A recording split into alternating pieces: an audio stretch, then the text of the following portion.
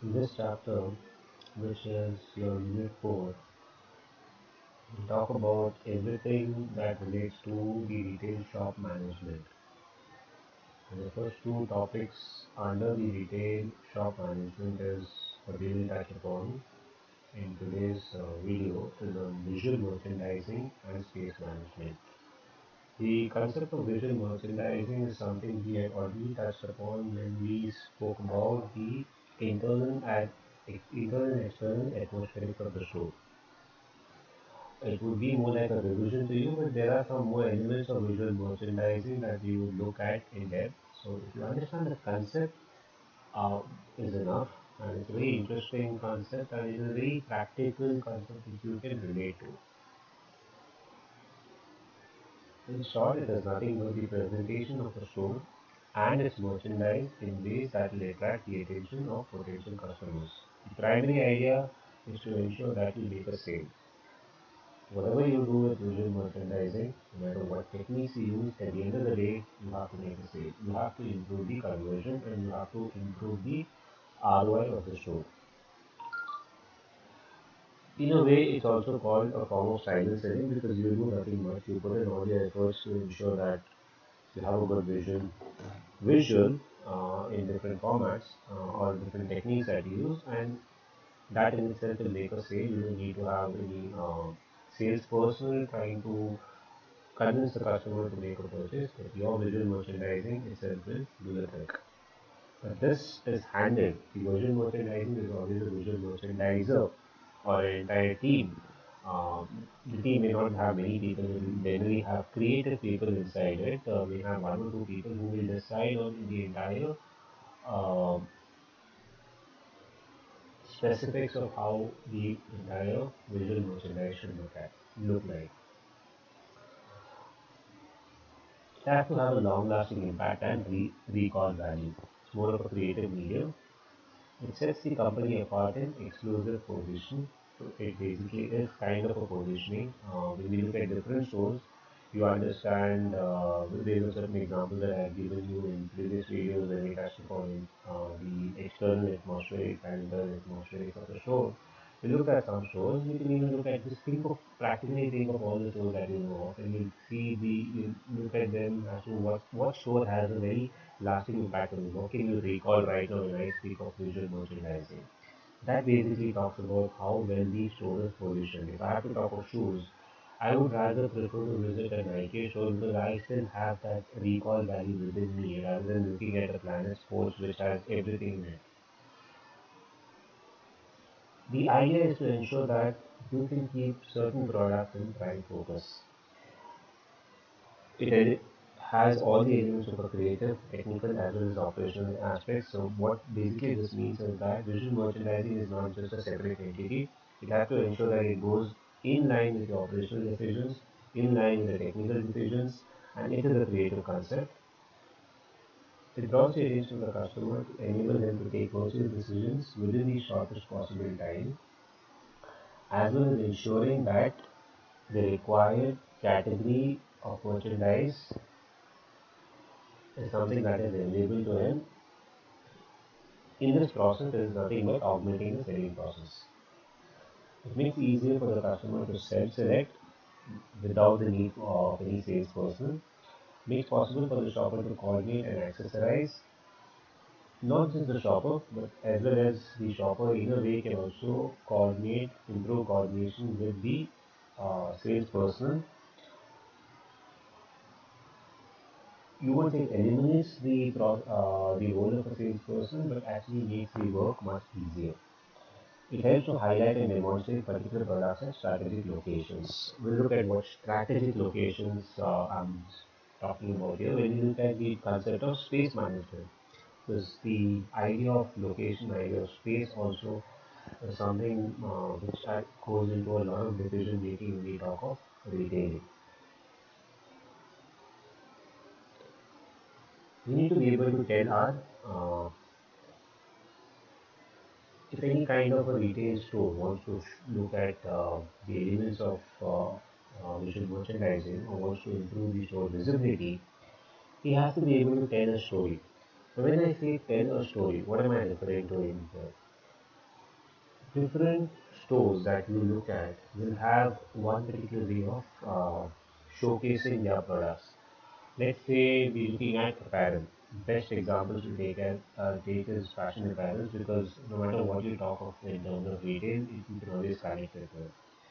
The strategy will be quite different as far as uh, will be different when we talk of high-end fashion stores compared to an economical fashion store.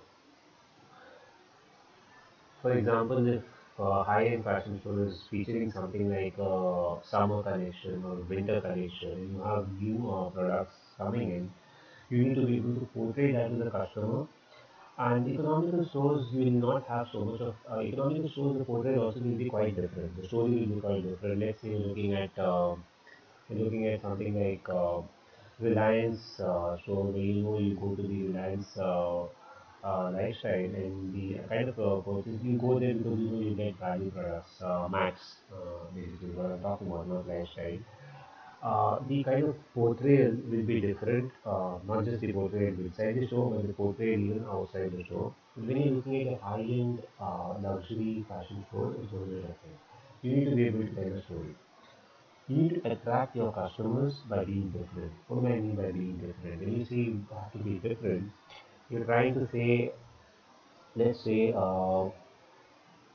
look at the fashion store itself. Sometimes when you enter a store, I'll take the example of lifestyle. When you enter, you see some of the clothes which are on the racks, folded, usually folded. Some will be hanging from the hangers, circular hangers. Some would be on the ceiling.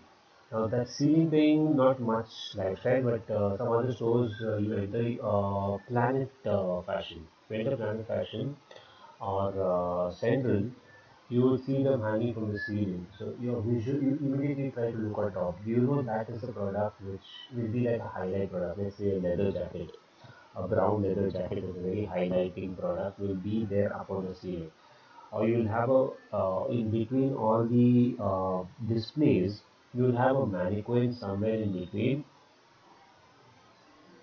wearing something which is maybe something that they want to showcase, and that will be their best product.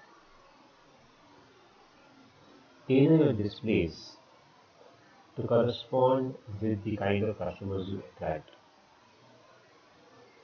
Hmm, look at a store when it comes to kids store or when it comes to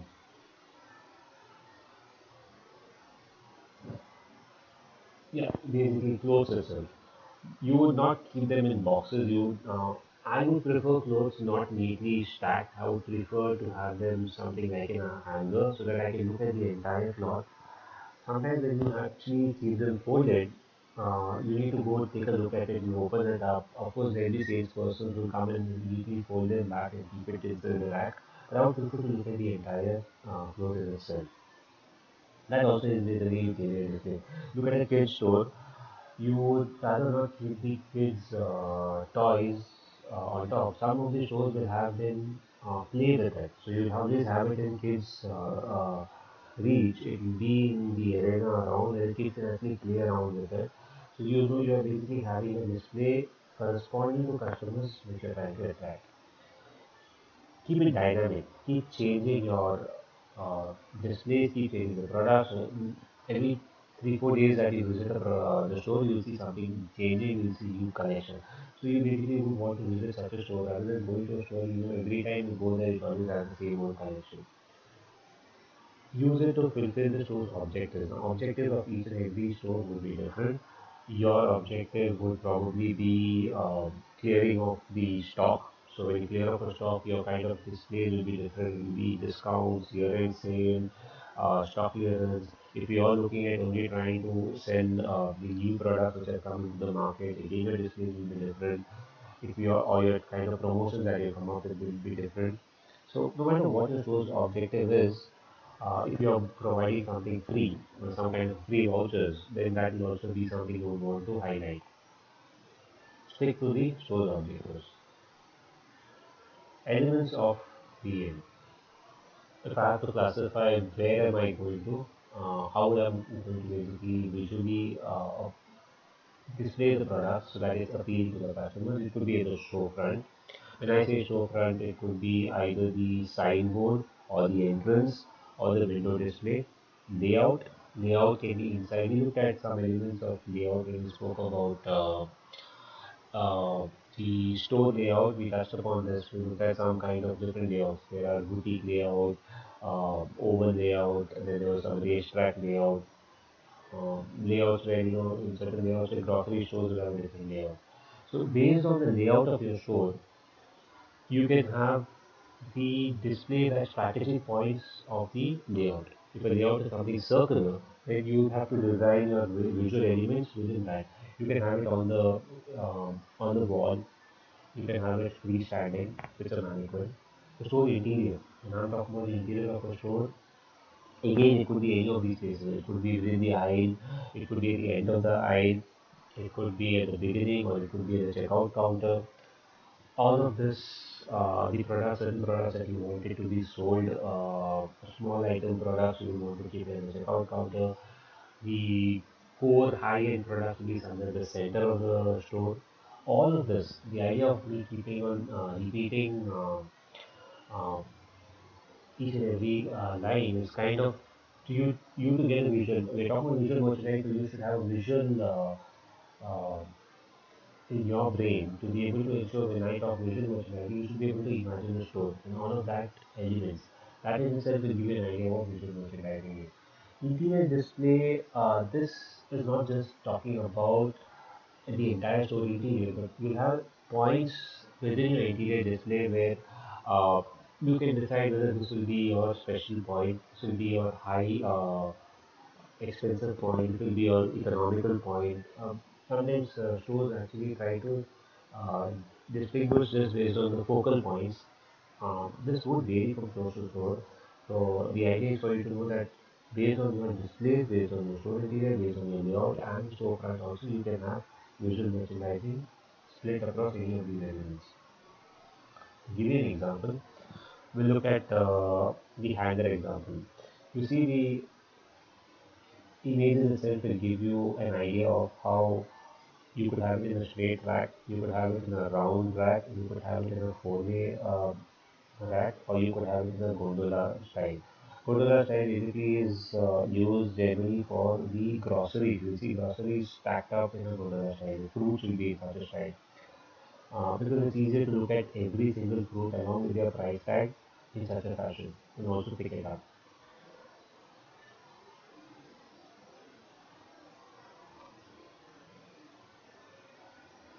Now, each has its own advantage as well as its disadvantage. This will, you'll see that spar on top generally is, as they've already mentioned, it's more about discount and off-price stores. You can group them according to your color, according to sizes. Medium will be in one rack, large will be in one rack, one color in one rack, only jeans in one rack. You can have shorts in one rack. It's just the way each store will want to decide to do it. Rounder again, rounder so that the customer can stand at one point, keep moving it around, and have a look at each and every product without having to move around it. So that's why it is used as a rounder fashion. Here you can have a mix and match. You can have a lot of merchandise in one place. Need not have to be all red because that will be the purpose of doing the this particular site. Four-way, you can keep more products, you can mix and match, but generally hard to maintain because of the styles and colors.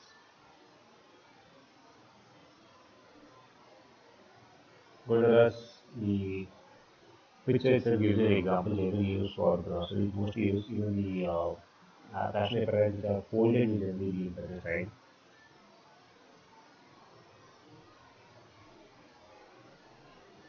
Presentation techniques, some of them are given here for your understanding.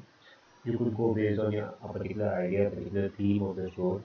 Uh, Generally, boutique stores will go with a theme, whether it's based on your size, whether it's based on item, whether it's based on the color, whether it's based on the pricing. The tonnage is nothing but basically talking about how large quantities you want to display, whether it is a frontal presentations, this in displaying in such a way that moment the customer enters, he's able to have a full view of it.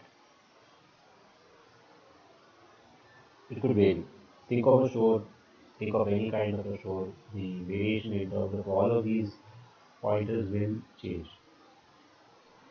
Idea oriented, an example is given here of the 19 colors of Benetton. The stats say that 50% of women get the ideas for clothes from store displays or window shopping. A very popular thing which still followed, people follow different malls.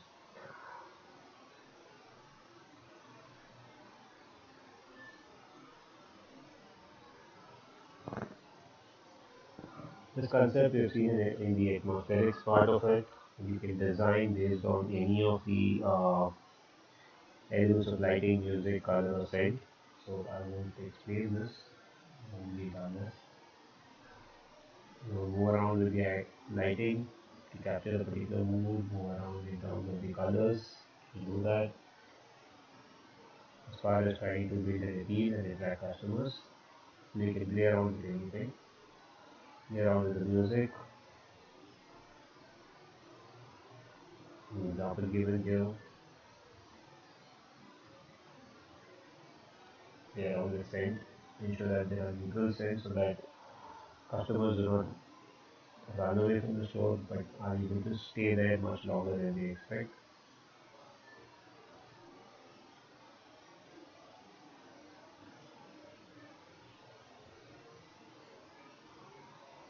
Look at the next concept. So visual merchandising, I haven't gone much into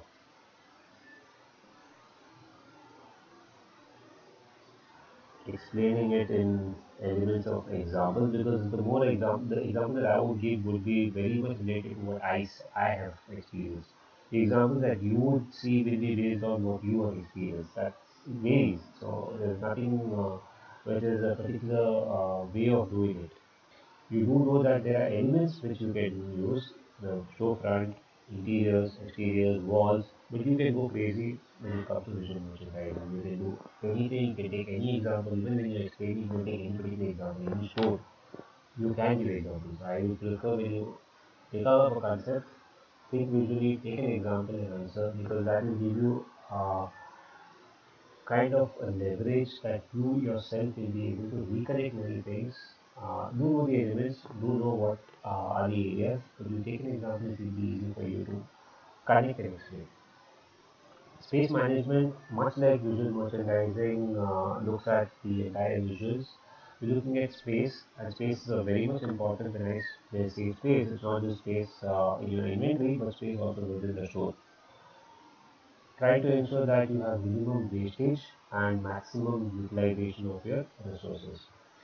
Space within stores and on the store shelves of fixtures is a very scarce resource. Space management involves the allocation of store space to merchandise categories and brands. Brands too, because brand also will try to fight for the space by issuing the very first class that stores make money not just through the sale of their product and also through promotions. The location of departments or merchandise categories in the store. A huge department will have many, huge store, I'm sorry, will have many departments under it. It will have the checkout department, the finance department, it will have the inventory department within the store also, the warehouse within the store to stock up. And of course, the customer area, the customer movement area, as well as the product display area. All of this has to be part of the space management. Space management is, as of course, space management will have a boundary of the square foot size of a store. But within that square foot size of a store, the space management or the shop floor manager has to ensure that within the layout that has been decided, within the store area that has been decided, he has to ensure that minimum wastage and maximum utilization of the floor space is used. Space and inventory are the two most important resources of any retail firm. The best possible allocation of the store space to departments, product categories, storage space, as well as customer space is a major challenge for the owners and managers of the store. He needs to ensure that the best possible allocation happens. It has two ways of bearing on retail business, not just attracting business by ensuring convenience to customers, but also ensuring that the places the merchandise is placed It is according to the salesperson's work allocation. How do you determine?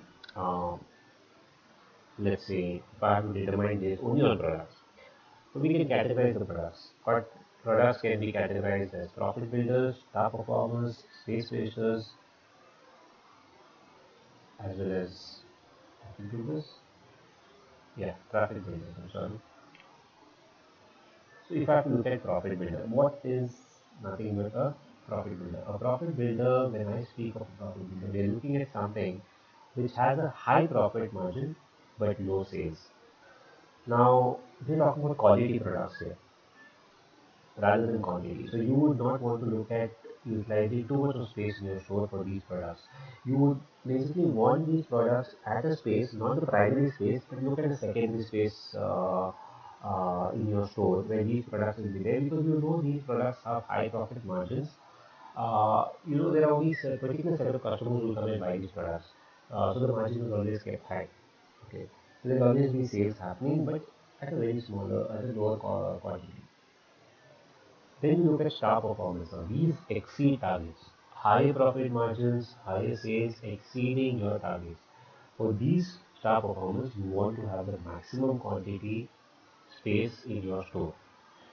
Stock it up in an area which is very visible to the customers and very much in focus. Now, why am I not using an example of a product here? Because product will vary from store to store. If I talk about a product category, let's say hair oil, Parachute has maximum highest profit margin, highest sales. Then for maybe for that store or maybe that area, in that area, the demand in that area, there's no customers in that area, then I'm sure that Parachute has a maximum space compared to Dabur, almond oil, or Amla or Vatika have that much space. So again, why not saying it has to be Parachute? It could also be Dabur Almond, because again, it will vary based on area, based on the store, based on the type of the store, based on the shop floor arrangement. It will vary. But ensure what is your star performer, what is your profit builder. This is something that a space manager has to decide, which he will definitely get input from the shop floor personnel also. Similarly, when it comes to visual merchandising, the visual merchandising, he has to design a creative thing. He has to interact with all the departments. He has to interact with the space manager too. And also has to interact with the salesperson, because they know what is moving, they know what attracts, they feel and they observe. They are the best people to actually give in feedback and input. Space wasters, low sales, low profit margin. You do not want these to take a lot of space. You keep it at those points where you know uh, it can be the not the primary, not the secondary, but the tertiary location. Traffic builders, good sales, low profit margin. Now, traffic builders, you can the way the term itself tells you where you should have it, where you get the maximum set of traffic of people, either at the entrance of the store or at the checkout counter of the store. So have these products there. Checkout counter where you have these point of sale terminals, there you'll have these small racks where you can have these things to be sold. So it could be these candies, it could be chips, it could be any of that, which always has good sales, but the profit margin is generally low. If you want to decide on space, you have to ensure that the productivity of allocated space based on the productivity, sales per square foot, sales per linear foot, varies based on store to store, kind of store. The inventory turnover. Again, inventory turnover will vary based on the type of merchandise that you're selling, and what is the space also within the store that you have for the inventory stocking, as well as if you do not have inventory stocking in the store, or if you're getting it from a separate warehouse, then what is the turnover. Based on that turnover, you will decide how much space to be allocated for the products and for the other departments. And this space planning also has an impact on these store sales. Of course, if it's a too cramped up store and you're not getting what you want, and a lot of space is being wasted, it will have an impact on the store sales. The display needs for the merchandise, based on the merchandise. merchandise which stocks use basically we talk about biscuits, and the display needs are very less. It can occupy a space where you can have all biscuits in one area. Now I'm talking random because I'm not a, space manager. I'm not a store. I've not done space management in terms of stocking of biscuits, but the idea here is to understand that display needs for every merchandise will vary, and based on that, the space manager takes a decision. Prime locations for merchandise, highly trafficked areas, store entrances, near checkout counter, high visible areas could be the displays that you put up, or the end of an aisle. You keep walking. The end of an aisle is something which you're going to probably take a turn, or you're going to probably enter a different category product. You're moving, say, if it's a spa, you're going to move out from groceries, you're going to move out into, say, durables, or you're going to move out into, say, products of kitchenware items which has going to be sold. So, end of every aisle is a very visible area rather than the entrance. Impulse. Impulse is generally where you have the checkout. Checkout is where impulse sale generally happens. Cash wraps, what they mentioned here. Prime locations could be a demand destination merchandise. Products customers have decided to buy before entering the stores. Eggs, milk, butter. Generally you don't enter a store and you say, I see eggs, let me buy eggs. Could be, not necessary, but sometimes you just go with that your mind. So if you see where they generally start, think of a store where you generally go, maybe a local supermarket or maybe a hypermarket. It's generally kept at a, now in this example they said back left hand corner, need not be the store that you visit. Okay. Again, that's what I mean. But the idea is to understand there will always be based on the demand, based on the destination, the kind of merchandise. The strike zone. Now, this is something which we've all seen. Uh, you would want to keep, as soon as I enter, the first impression is the best impression. So, you want to keep stock a particular item. Moment I enter and look at the price and the quality of an item, then I decide, I come to know, okay, this particular entire spa is like that, you see. Because I know if I enter Big Bazaar and I go to the initial section of, say, biscuits, I know the discount that is being offered here is is much better than the discount that offered in spa. So I know, yes, it's time for me to get out. It's not what I need to purchase from here because everything is looks like highly priced. But I'm taking my decision only based on price. But here they said through the decompression zone, people often turn right and observe the price and quality of the first items they encounter. This creates customers' first impression of the store offering. Impulse. Impulse merchandise 10 feet beyond the entrance on the right hand side of the store or areas with escalators and cash wraps. Uh, I didn't know this. That areas with escalator could be an impulse purchase for a customer, but that varies on customer to customer. And 10 feet beyond the entrance, on the right hand side of the store is also what they're saying is uh, general impulse. I know what general impulse for me is a cash wrap, waiting at the counter, and end up taking up whatever is there on that when we get to the point of sale counter. Special merchandise, likely traffic area. If you know something is an expensive art piece or a luxury, you would want to put it in an area which people would not visit a lot there. It will not be too much of a rush. You don't need a grocery counter too much of a rush. You don't need that beauty counter too much of a rush. Probably an area where there's not too much of a rush, people don't visit, you will probably keep some of the most expensive items there. All of these, when I'm giving location, look at a big store and think about it because this will vary. Remember, I told you all the categorizations, all the concepts, all these came out from abroad. They have huge number of stores, different variety of stores, different kinds of stores, different categorization of stores. All these concepts come from there. It comes in Indian scenario, it still applies, but may not be applicable to all. The concepts may not be applicable everywhere. So, in other words, I'll put it, all concepts will not be applicable. Category adjacencies. Complementary categories have to be kept next to each other. Let's say men's wear shirts along with ties. You can keep say a laptop beside a hard drive or a hard drive beside a laptop. In a diagram which show how and where specific SKUs should be placed on retail shelves or displayed to increase customer purchase. which is nothing but a planogram is done, which shows how you can do it using photographs, computer outfit, or artist rendering. That helps the customer to look at how I can locate a particular store convenience, in other words. Feature areas. Feature areas will vary based on the store, but feature areas are nothing but areas within the store designed to get the maximum customization. All part of the space management. It could be the entrance, freestanding displays, cash wraps, promotional lines, walls, windows, fitting, and dressing rooms. Yeah, you can make use of dressing rooms also to actually have a feature area. Why leave it blank?